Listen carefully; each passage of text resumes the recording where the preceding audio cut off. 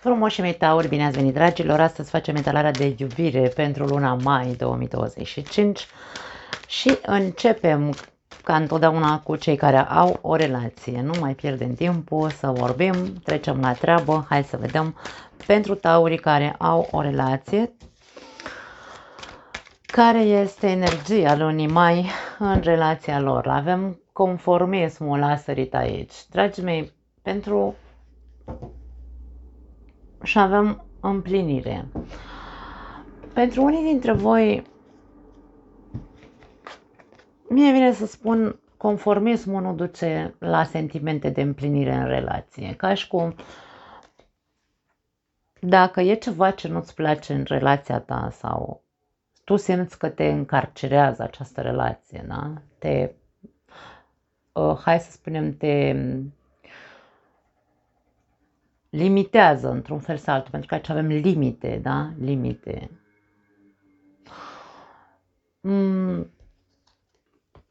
Dacă tu vrei să trăiești o relație împlinită sau tu să te simți împlinit în relația ta, aici e momentul, luna mai este un bun moment pentru a te elibera de acele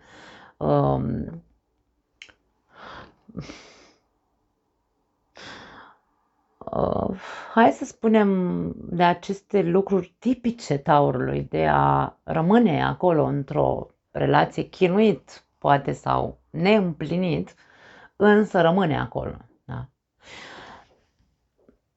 E ca și cum, de ce te conformezi cu relația asta sau de ce te conformezi cu povestea pe care ți-o spui în capul tău despre această relație. Hai să vedem clarificări, pentru că aici e vorba despre cei care au o relație și când vorbim despre relații, într-o relație suntem doi. Ori aici ambii parteneri se conformează cu statutul de căsătoriți, de exemplu, faptul că am dat cu subsemnatul la primărie ne face sau ne obligă într-un fel sau altul să rămânem împreună, chiar dacă relația noastră nu este una împlinitoare, dacă e corect, nu știu dacă e corect în românește, da? Aici despre asta e vorba. Ori ambii sunteți în aceeași oală, ori unul singur aici se conformează cu relația din motivele sale. Ia uite ce interesant. Marele preot, spânzuratul și 2 de cupe. Aici a existat iubire și probabil încă mai există. Ce se întâmplă? Sau, da, ce se întâmplă de fapt în relație? Aici avem o problemă cu tradiția sau cu felul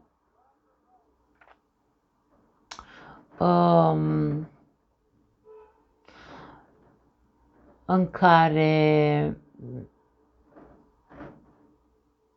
există adânc înrădăcinat în mintea ta ideea de căsnicie sau de cuplu, este profund înrădăcinată într-un fel anume. Ca și cum există norme și legi după care tu te ghidezi în ceea ce înseamnă o relație de cuplu. Însă, aceste norme și legi nu te fac decât să te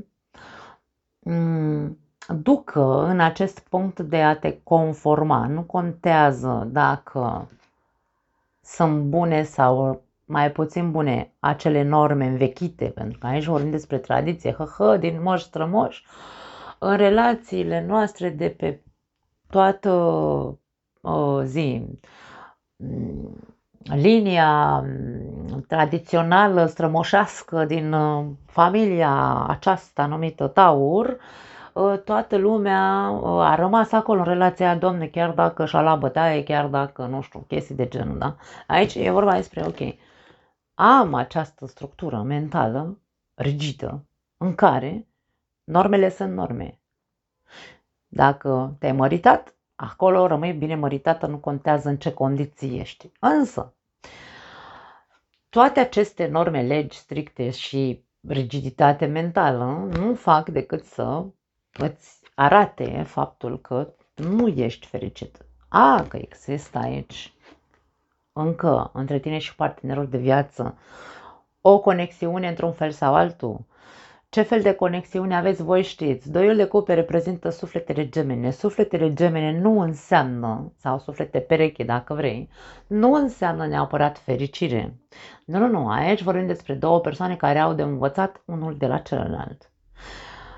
Dacă suntem asemănători, poate amândoi avem aici propriile noastre legi și norme și rigidități mentale.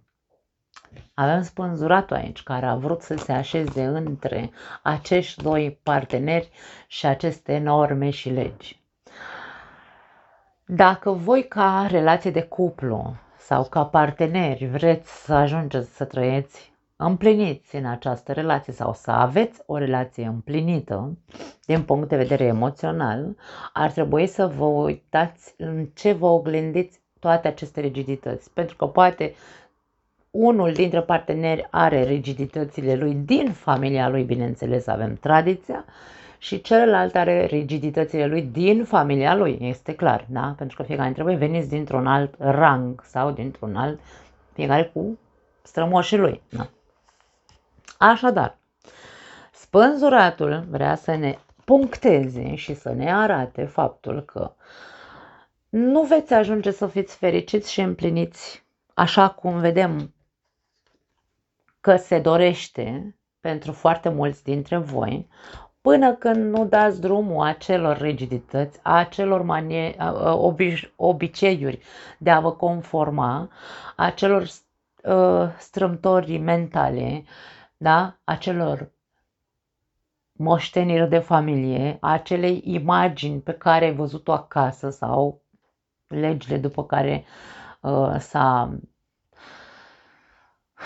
fixat în mintea ta ideea de căsnicie, de exemplu, sau de relație. Până nu se dă drumul, până nu se schimbă modul în care vedem lucrurile, nu vom putea să avem o relație împlinită și cu egalitate de drepturi, cu iubire, cu reciprocitate și cu ce vrei tu. Da? Cam asta e ceea ce pot să spun, dragii mei. Luna mai este o lună în care se pune în evidență, probabil, faptul că nu sunteți împliniți în această relație din cauza anumitor rigidități sau a unui conformism în care probabil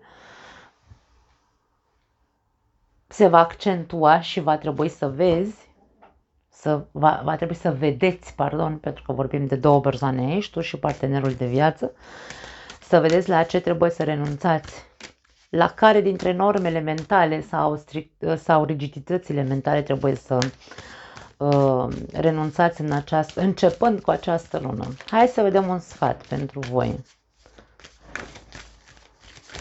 Mai ales pentru cei care într-adevăr încă se iubesc într-un fel sau altul, sau există sentimente sau o legătură între voi doi, o legătură sufletească, și vă doriți într-adevăr să fiți sau să vă simțiți împliniți sau să aveți o relație împlinită. Da? Mai ales pentru voi. Avem două cărți care au căzut ca sfat, să zicem așa, și avem, wow, fă o schimbare, faceți o schimbare, trebuie să spunem pentru că vorbim despre cupluri, și avem înnoată departe de această situație. De care situație? De această minte strictă și îngustă, probabil, sau conformată cu faptul că a dat cu subsemnatul la primărie. Voi știți, eu nu am de unde să știu care este situația voastră cu adevărat. Fiecare dintre voi aveți situații diferite, însă aici este periculoasă sau conformismul este periculos. Situația de rigiditate este periculoasă, nu face bine unei relații când vorbim de rigiditate. Aici ca și cum unul este puterea și celălalt este, sau unul reprezintă puterea și pericolul din relație și celălalt reprezintă vulnerabilitatea și frica. Da? Ce tip de relație vreți să aveți? Aveți nevoie să faceți o schimbare. Fiecare dintre voi. Nu neapărat să inversați rolurile, ci aici trebuie văzut care este pericolul. Pentru că aici avem nevoie să gândim și să vedem cât de mult rău ne facem aceste relații din propriile noastre gânduri sau concepte religioase, concepte de familie, nu contează, fiecare cu conceptele lui, da.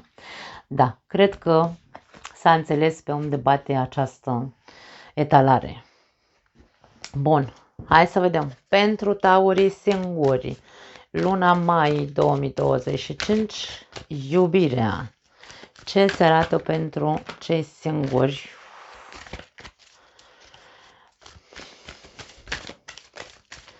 Taurii singuri. Nu vrea să iasă cartea, o să o lăsăm să iasă singură. Un pic de răbdare. Ok. Ia uite. Am mai văzut la voi așa ceva. Vinovăție.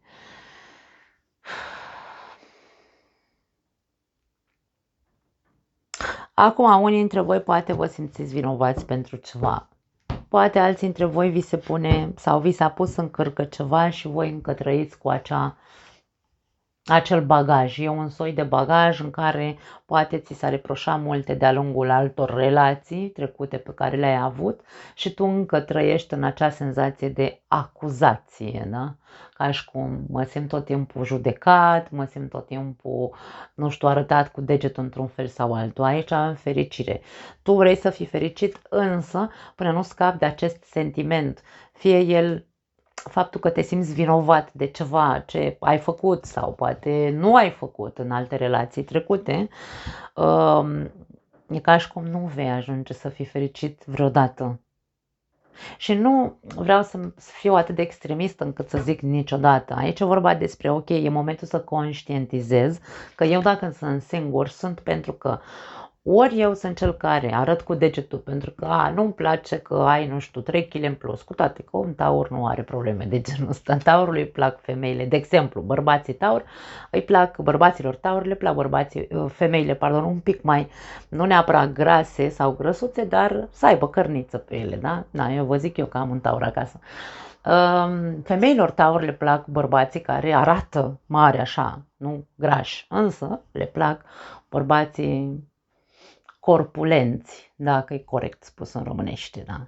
Nu neapărat de a făcut la sală așa cu mușchii de 5 kg pe un braț, dar să aibă cum să-i cuprindă, da? Și aici vorba despre, ok, dacă eu sunt persoana care, de exemplu, arăt cu degetul, asta e că nu-mi place că ai, nu știu, ce defect fizic sau ce știu eu, cum o fi.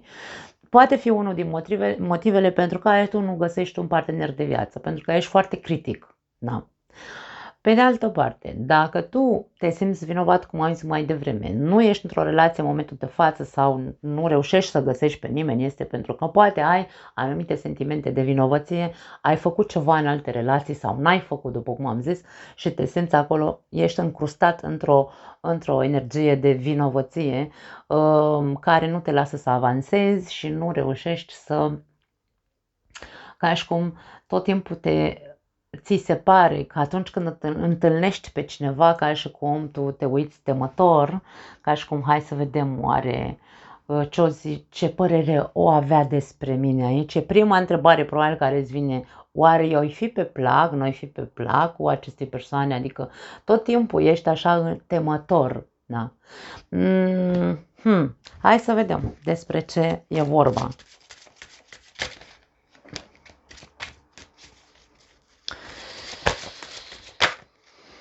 Ok, avem o carte care a sărit. Hai să mai vedem încă una. Ok, încă mai multe au sărit, 4 cărți.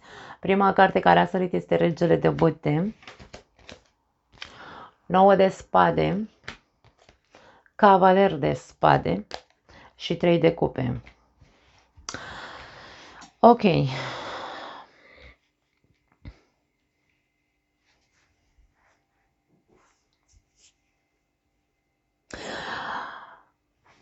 Pentru unii dintre voi, marea problemă cu intratul într-o relație poate fi acea frică despre care vorbeam, una dintre variantele pe care le-am spus, ți-e teamă să nu cumva să, nu știu, nu-i placă de tine, da?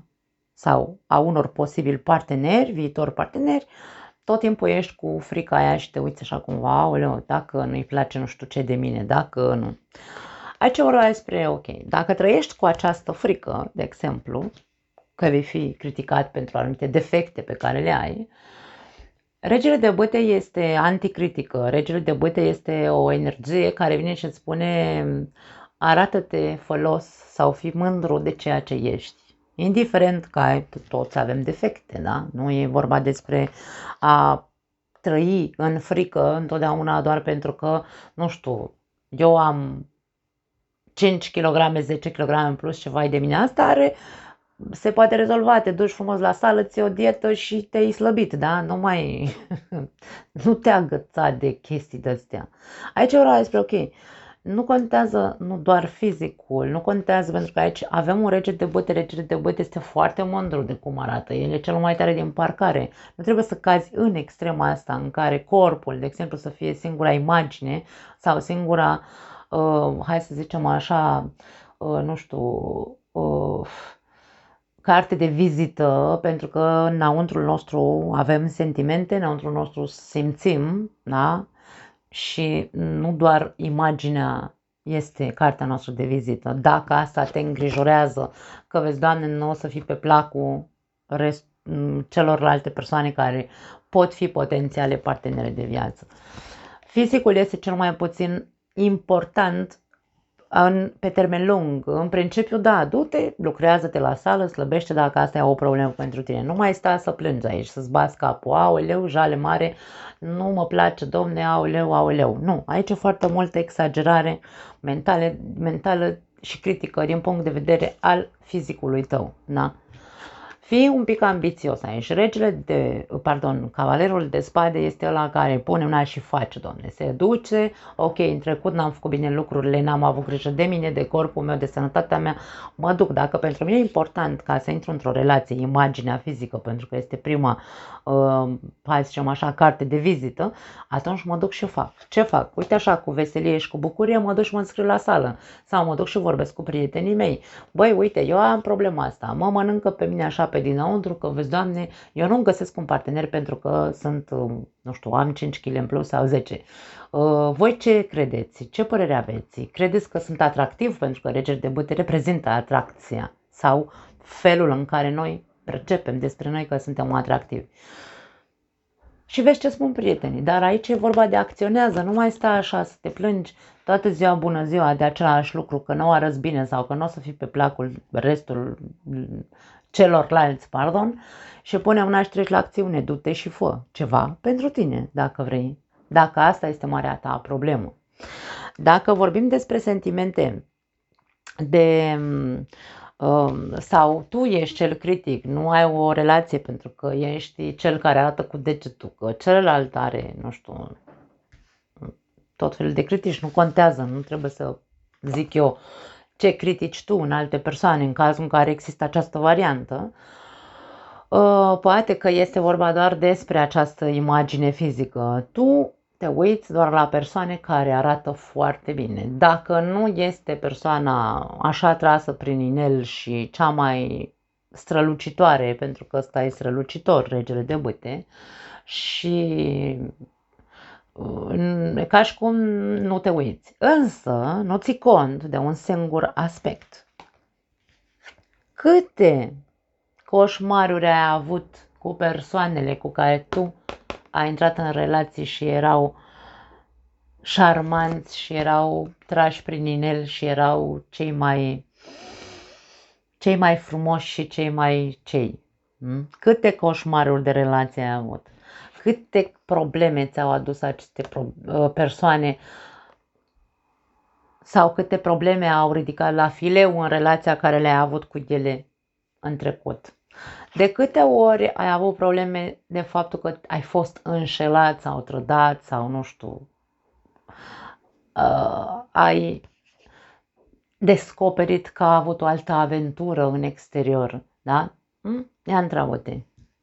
Dacă doar asta cauți, dacă doar asta judeci după aparența fizică, Du-te puțin în trecut și vezi câte coșmaruri ai avut în viața ta în alte relații cu persoane de-astea așa foarte, foarte frumoase și atractive.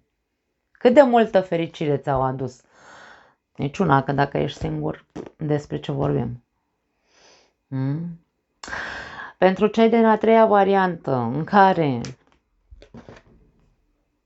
în trecut, care aveți sentimente de vinovăție, că ați făcut sau n-ați făcut ceva în trecutul vostru, în alte relații pe care le-ați avut. Ce n-ați făcut? Pentru că dacă trăiești în sentiment de vinovăție, după mai la început o să ajungi să fii fericit la Paștele Cailor, cum se zice pe românește. Tu cine ești în viața ta?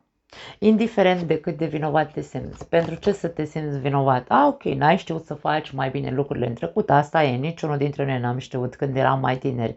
Acum suntem adulți, acum suntem maturi, suntem persoane cu picioarele pe pământ, cu capul mobilat, după cum zic eu, ar trebui să fim cu toții, da, la o anumită vârstă, cel puțin. Și atunci, ce rost are să stai în sentimente de vinovăție dacă aș fi făcut nu știu cum era altfel, dacă n-aș fi făcut nu știu ce ar fi fost altfel? Nu. De acum înainte ce vrei să faci? Pentru că aici e vorba despre un soi de asumare cu regele de bâte. Asumă-ți faptul că ești un adult, care nu are sens să stea să-și mai bată capul, da? Că vezi, Doamne,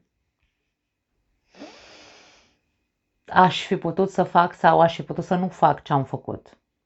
Aici vorba despre, ok, pune mâna și înarmează-te de curaj și de ambiție într-un fel sau altul, să depășești odată mentalitatea asta de dacă și cu parcă, dacă aș fi făcut, ar fi fost viața mea altfel, nu mai contează. Înarmează-te de ambiție și de curaj și ieși, Doamne, în lume și socializează. Nu mai sta încuiat în casă, aici, mâncându-ți capul, cum se zice aici în Spania, gândindu-te la aoleu, dacă aș fi făcut și dacă n-aș fi făcut.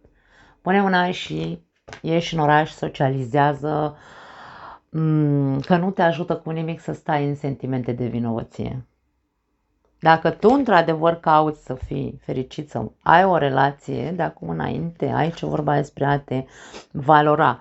Așa, cu bune și cu rele, cum am zis, toți avem defecte și toți avem calități. N-am știut să fac într-un fel anume în trecut, asta e, Doamne, că doar nu o să stau toată viața mea să mă jelesc, că, aoleu, nu s-a terminat viața merge înainte. Aici putem să avem imaginea unor tauri singuri, cu vârste cuprinse între 45 și 55 de ani.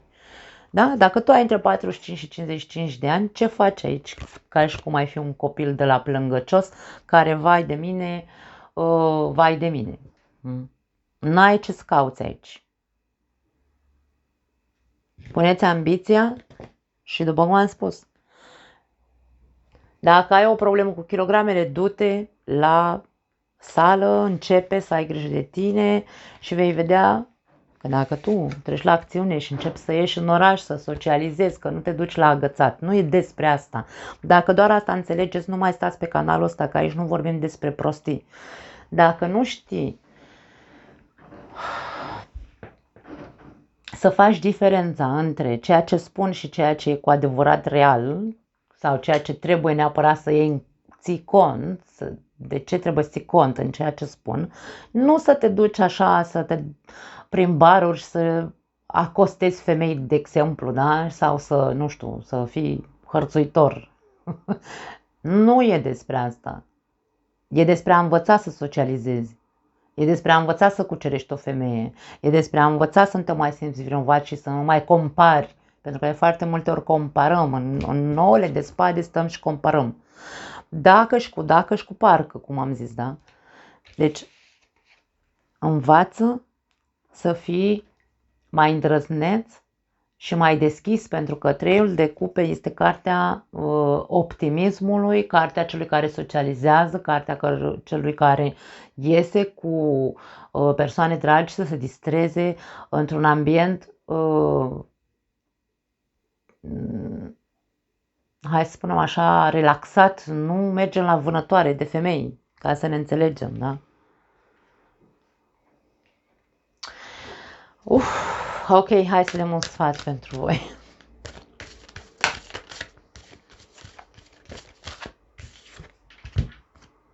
Fii sincer cu tine însuți, poftim. Ce vrei să spun? Eu nu am ce să mai zic mai mult de atât, pentru că aici avem toate explicațiile pe care le-am dat, coincid cu ceea ce vrea să spun acest sfat. Fii sincer cu tine însuți. Ce cauți aici?